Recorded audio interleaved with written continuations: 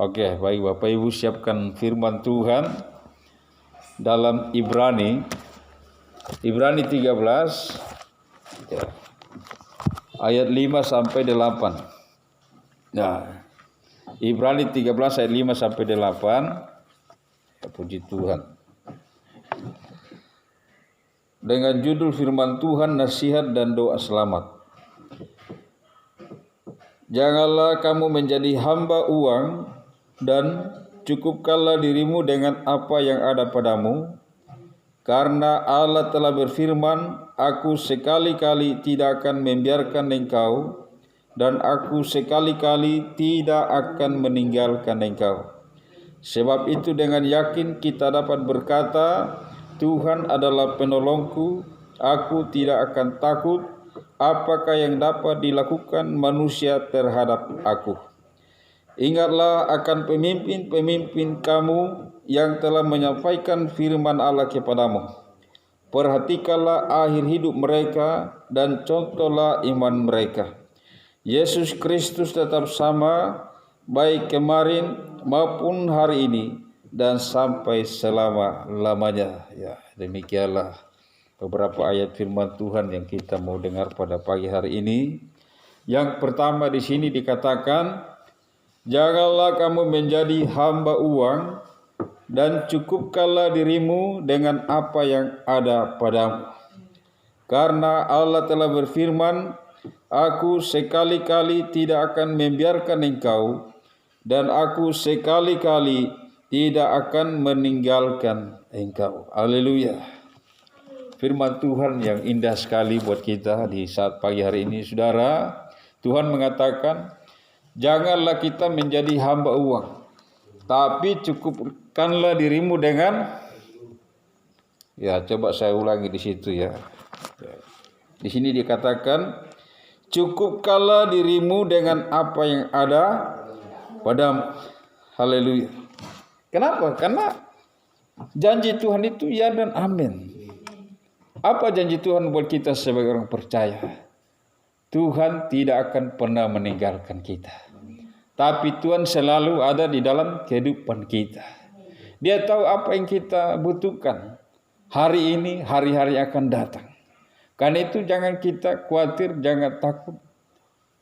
Saya selalu ingat dalam Matius 6:33, carilah dahulu kerajaan Allah dan kebenarannya, maka semuanya akan ditambahkan kepadamu. Tentunya kita sebagai manusia tetap butuh namanya makan minum dan butuh yang lain-lain. Tapi Tuhan mau supaya kita selalu mendahulukan Tuhan, mengutamakan Tuhan. Nah, tadi pagi saya pikir-pikir ini, jangan-jangan jemaat tidak datang karena hujan ini tidak mau berhenti. Sudah jam 9, hujan masih terus, masih deras turun, sudah jam 10. Nah, mereka bilang kita berdoa saja sudah. Kita mulai bilang tunggu. Ini beda kalau tidak hujan terus jemaat datang terlambat. Ya, tapi kita maklumi karena ini hujan. Kita tunggu sudah jam 10 lewat. Mawana mulai muncul dengan cucu. Kita tunggu lagi. Oke sudah kita mulai, ini sudah jam 10, mungkin setengah 11 kita mulai aja sudah. Ya, tidak lama karena digerakkan oleh Tuhan. Ya, istri Teri dengan mama kita terkasih Mama Yos, ya, ini mereka datang. Puji Tuhan ya. Ya, Tuhan bilang dalam Matius 18 ayat 20, di mana 2-3 orang berkumpul dalam namaku, di situ aku hadir. Apalagi kita sekarang ini sudah lebih dari 3 orang. Tuhan pasti hadir. Iya. Dengan mata telanjang kita tidak melihat Tuhan, tetapi dengan mata iman secara rohani kita percaya bahwa Tuhan itu besar menyertai kita. Ya kan? Tuhan selalu ada dengan kita.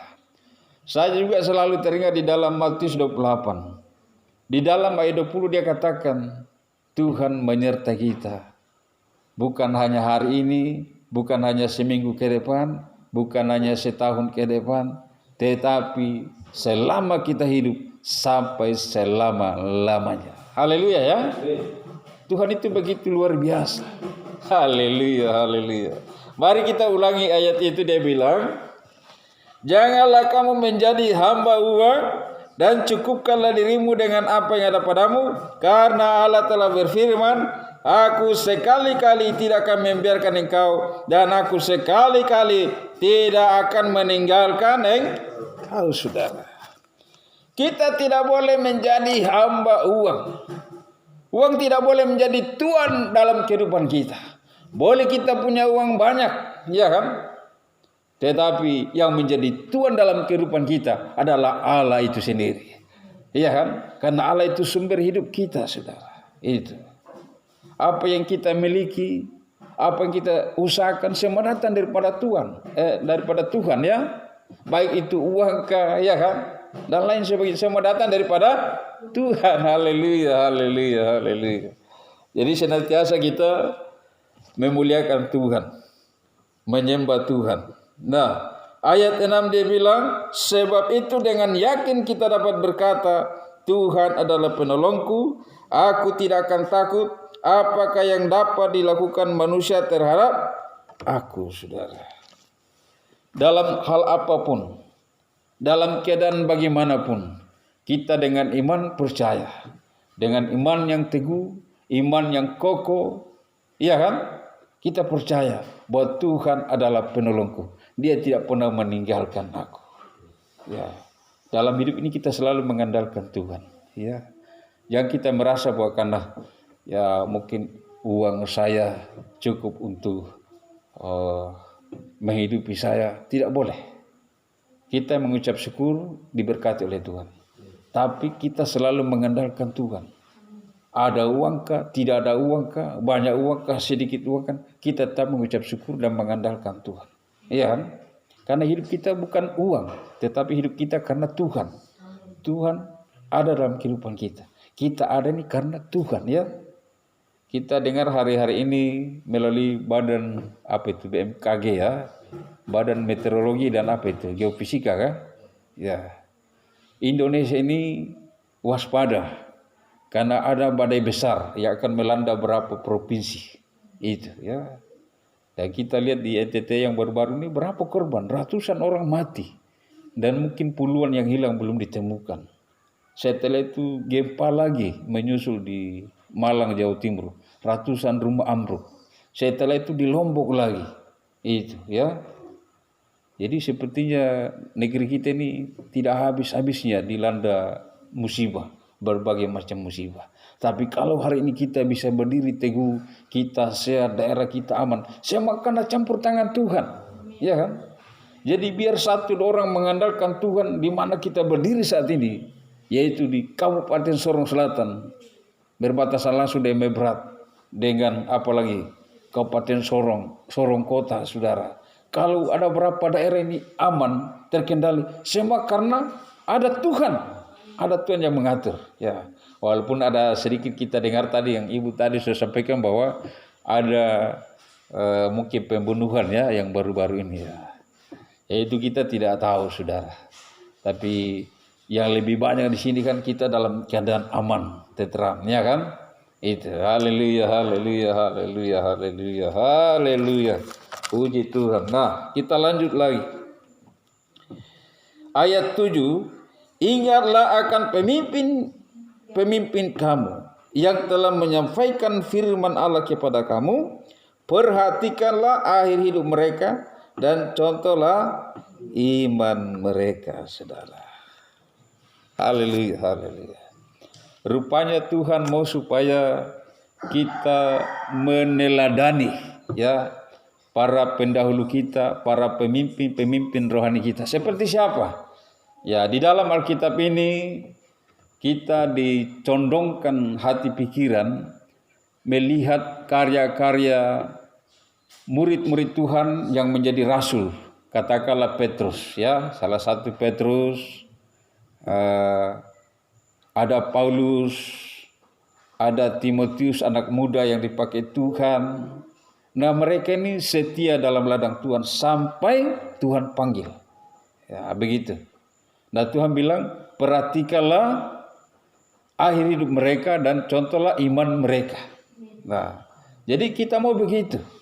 Jangan terpengaruh dengan lebih besar kepada hal dunia ya. Itu. Ya, karena kita juga ini kalau tidak setia dengan Tuhan, hati pikiran ini bisa terbawa arus dengan situasi dunia yang sudah canggih, sudah mentereng, ya kan? Ya, sehingga itu bisa menjauhkan kita dari persekutuan kita dengan Tuhan. Tapi mari dengan kerendahan hati kita menghampiri Tuhan. Kita mau katakan, saya mau mengasihi Tuhan karena Tuhan lebih dulu mengasihi saya. Itu.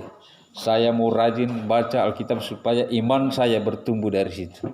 Nah, karena Alkitab sendiri bilang, iman kita boleh bertumbuh, dia boleh berbuah ketika kita setia datang kepada Tuhan. Berarti mau tidak mau harus baca Alkitab. Yang masih bisa baca Alkitab. Iya kan? Begitu. Haleluya, haleluya, haleluya, haleluya, haleluya. Puji Tuhan ya.